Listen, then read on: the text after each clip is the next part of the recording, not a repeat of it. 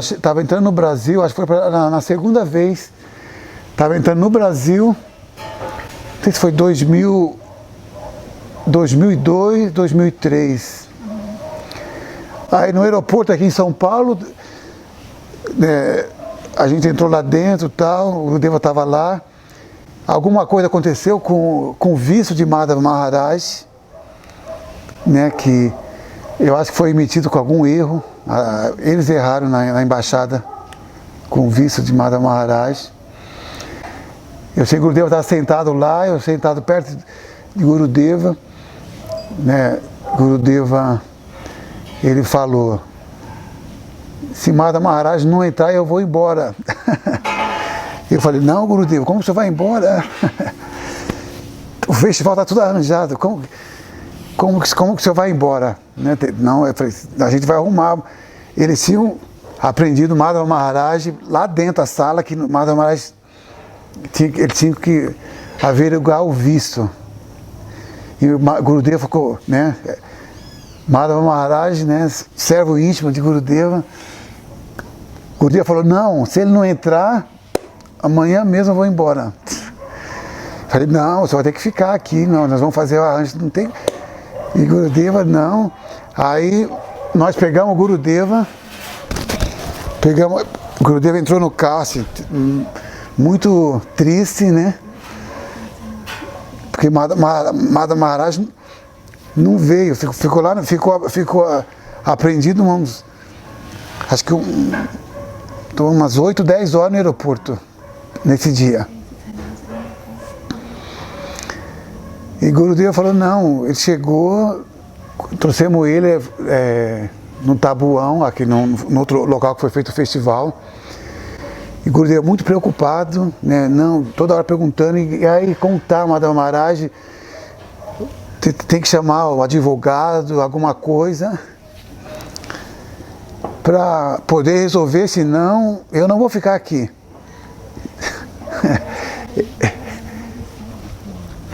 E estava muito determinado em não ficar. Se Madhava Maharaj, ele falou: não, nós estamos resolvendo, vamos ligamos para a embaixada lá na Índia, Nova Delhi, e vamos resolver.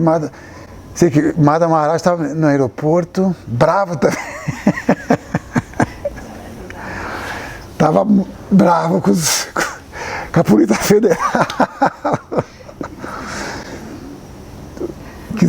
Ele estava muito irado lá no aeroporto, porque não foi a culpa dele, né? Foi a culpa deles lá na Índia, na embaixada. Mas aí nós ligamos para a embaixada, lá em Nova Delhi, a embaixada brasileira, e eles mandaram, acho que foi um fax, tal, reconheceram que eles que erraram, e aí liberaram o Madhava Maharaj. Eles foram buscar Madhava Maharaj lá, né? Aí quando Madhava Maharaj chegou, né, Gurudeva ficou muito, muito feliz, abraçou o Madhava Maharaj, foi um encontro assim muito, né? Depois de muito, assim, aquela apreensão, Gurudeva ficou muito feliz de ver Madhava Maharaj. Madhava Maharaj chegou, a gente estava tendo o kirtan, eles se abraçaram. I remember one time when I was young, I think it was in Salt Spring Island actually, yeah.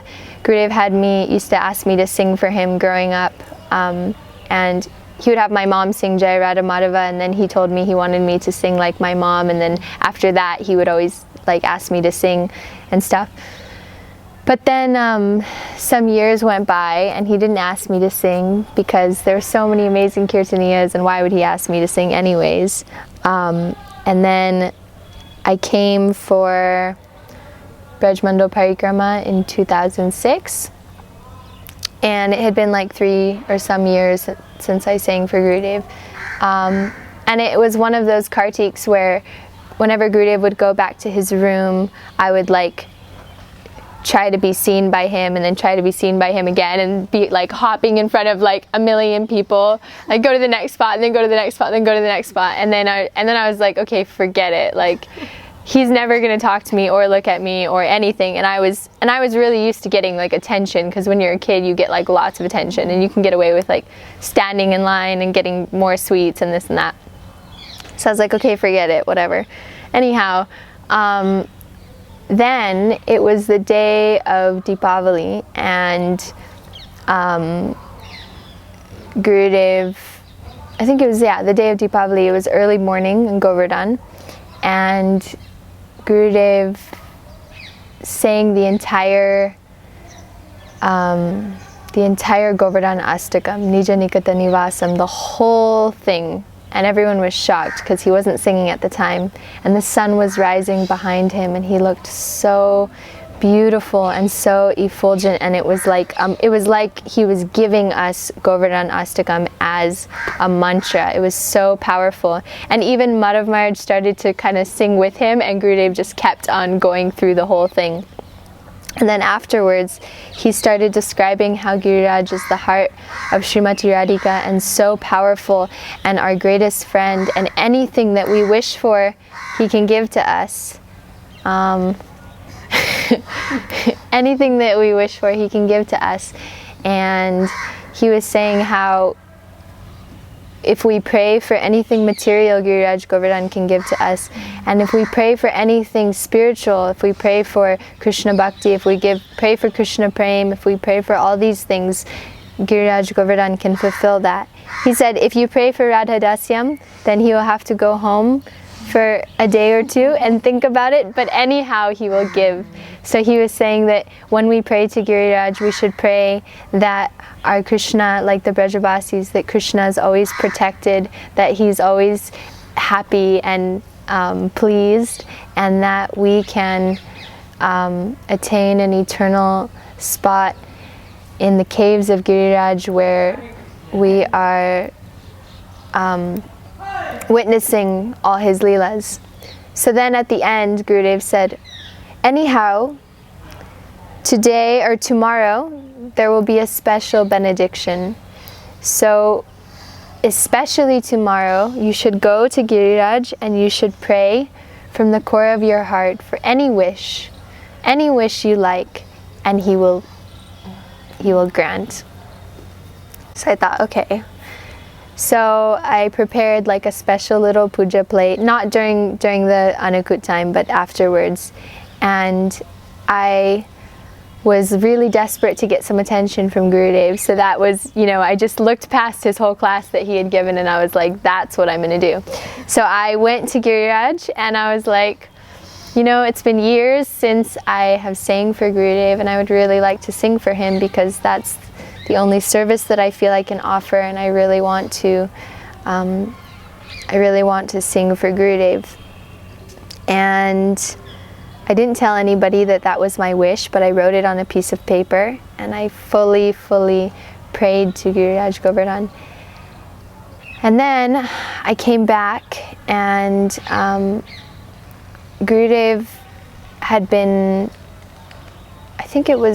I'm not sure if it was the day before Anukut, but Gurudev had been walking back from somewhere, like a morning walk. And there was nobody around. I was just coming out of the temple. And he was walking back to his room, and he walked right up to me, and he looked at me in my eyes, and he said, so, I heard that you wanted to sing for me?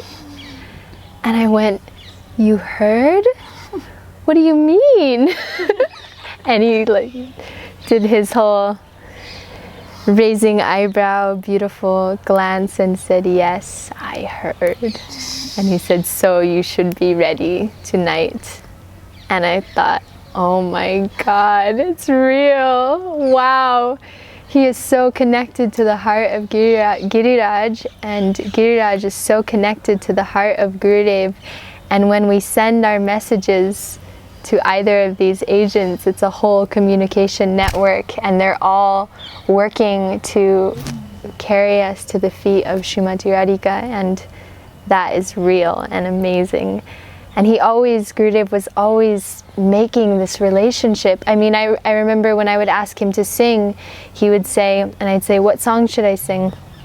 He would say, highest, highest, highest song of Srimati Radhika.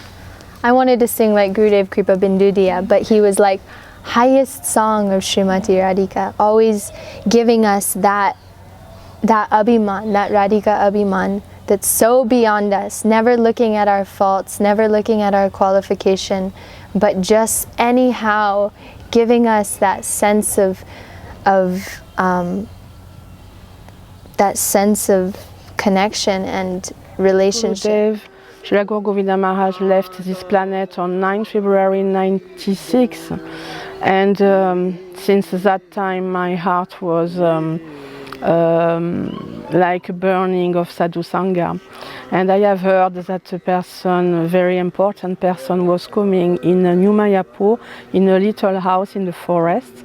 So I was very enthusiastic to go and see, because at that time I was going through a lot of impediments in the path of my devotional sadhana, and I had a friend of mine in the village who proposed to me to smoke some cigarettes, and he told me that it can make a relaxed effect on me at that time. And I was saying many times no, but at one time I was saying yes, and the time I say yes, I was feeling so bad with my spiritual master toward all the vows I have done.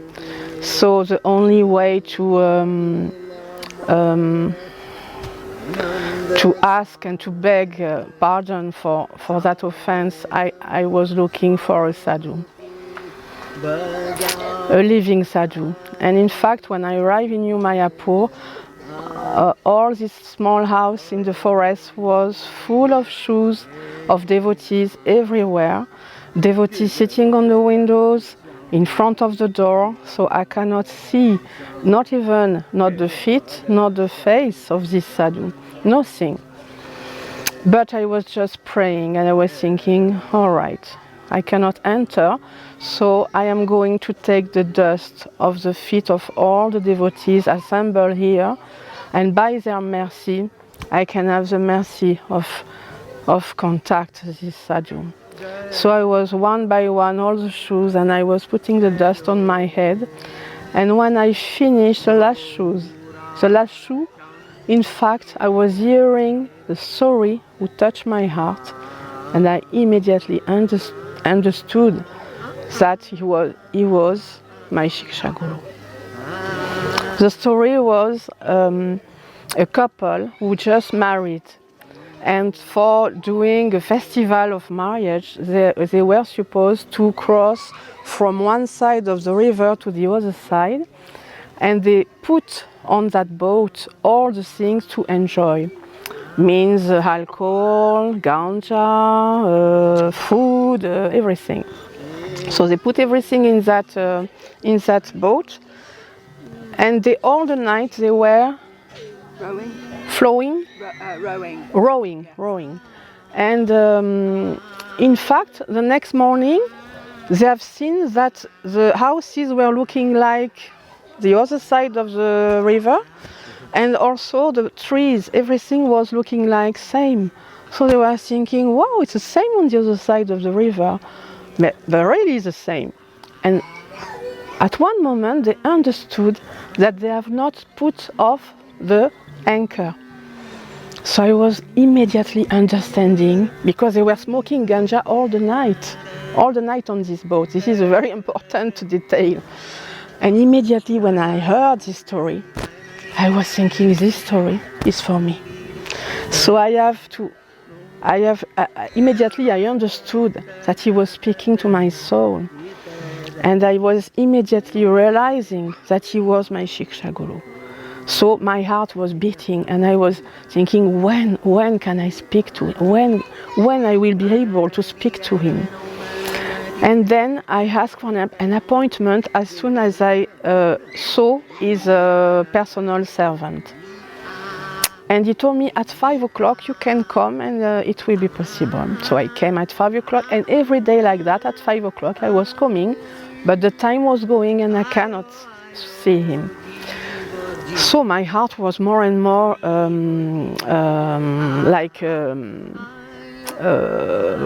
impatient to see him and to speak to him. And so it was said that he's going to go to Holland. So I said, okay, I go to Holland. I have to follow him. I have to see him before. Anyway, even if he go to China, I will go to China. So I went to Holland, to Holland. And when I arrived there, same thing, appointment at 5 o'clock, no problem. And I say to the personal servant, please, Prabhu, are you sure that I am going to see Srila Narayan Maharaj at 5 o'clock? Because since France you told me that. And now I am very impatient. He told me, don't worry, you will see him. I make all the arrangement for you. I said, okay, Prabhu, thank you. And then I was like a little worrying. I was praying in my heart, but the time was like so long, waiting and waiting for me like that. And I have seen on the carpet of the place where we were waiting, full of dust of curries and curcuma and so many spices. And when I have seen all the spots, it is my job at that time to clean the carpet and to clean everything in the house. So I have that in my car. I jumped there. I took my spray and I began to clean with a brush, like that. I brush every spot. And at the last spot, the last one, the door opened, and Srila Narayan Maharaj was there, like that, saying to me to come inside. So I was thinking, maybe it's not me. I just looked behind, and in fact nobody was behind me, so it was for me. So I was just like, wow. So exactly the last spot, I came inside and he told me, so what is your name? So I offered to him my obeisances. I told him that my name is Vraja Vasini Devidasi, and that I am a disciple of Srila Guru Govinda Maharaj. And he told me, what can I do for you?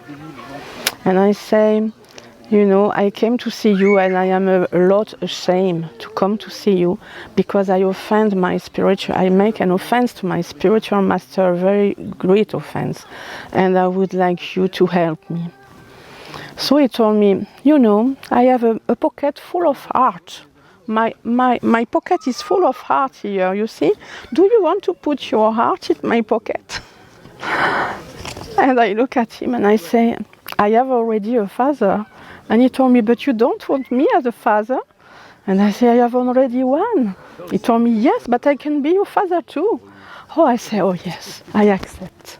And I was crying in saying that, because he has so much compassion toward me, and when I know what I have in my pocket, I was ashamed, because in my pocket, he asked me, what have you in your pocket? And I say to him, I have 3, but I was afraid to say what I have. He told me, 3 what? And I said, 3 cigarettes. He told me, 3 cigarettes? And I said, yes, it is the 3 last. He told me, so you are going to give me. That's 3.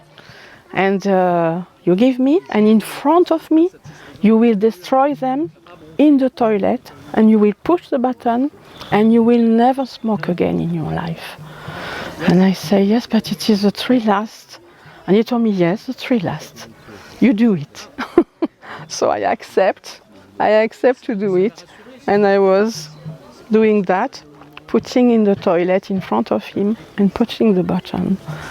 And I offer my obeisances to him. And he told me, you see, now you have done that. Never in your life you will smoke again. And not only that, when you will smell a smoke of a cigarette or anything, you will have like envy to vomit. So I believe immediately in his word, and I keep that word like a treasure in my heart, in my soul, in order that I never again do that. So this was the first meeting with with the first darshan with Narayan Maharaj. Then in October, there was going to the Kartik was going to happen, and we all heard that Gurudev was like in his illness pastimes. So I decided to come to India again in November 2010. In November, October, something like this. And then I came, and at that time I was more aware of Gurudev, and not like today I feel more aware of Srila Gurudev actually after his departure. At that time I went there, I was in Govardhan, yes, and it was very nice at that time.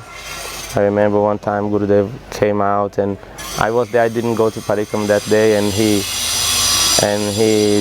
was like chastising everyone there. Why didn't you go to Parikram? You know, and everyone laughing, ha ha ha, like because he came out, you know. So and yeah, that was very nice at that time. I feel like I was very blessed by being there. And after his departure from this world, after he entered his Nitya Lila, the Nitya Lila pastimes, then I think all the time I feel like I'm more connected, even more connected today, because I'm associating with his disciples, you know, and getting to know him better by this, by associating with his disciples and getting his moods from what he gave to his disciples, because he gave so much to everyone. Yes, so today I feel like more connected actually. Even I didn't have so much time to talk to him so much, to Govardhan.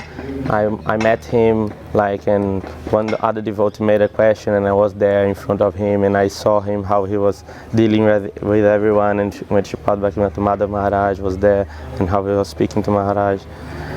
So I have this remembrance, these memories, and also in the memories that I have with him, like being in touch with him directly, was there, and in Brazil in his Vyasa Puja, and in Govardhan, like this.